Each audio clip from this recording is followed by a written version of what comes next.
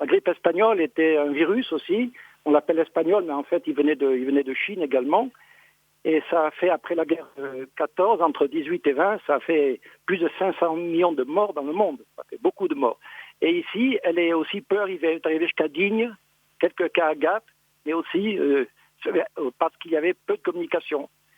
Alors, bien sûr, il y avait des cas graves. Ça atteignait les jeunes de 20 à 40 ans, alors qu'aujourd'hui, ça atteint plutôt les vieillards.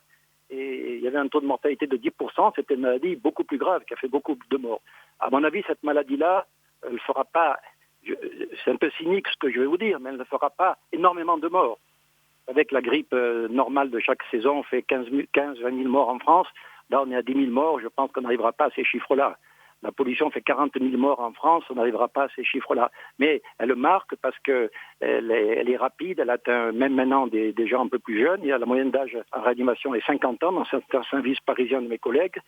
Donc, c'est une maladie qui marque. Et surtout, on sait peu de choses sur ce virus. On ne sait pas exactement combien de temps il va durer. Il va falloir sortir du confinement. Sinon, il y aura autant de morts par misère, parce qu'une telle crise économique va créer de la dénutrition, va créer des problèmes de chômage énormes, va créer des problèmes de pauvreté, de faillite de nos systèmes sanitaires.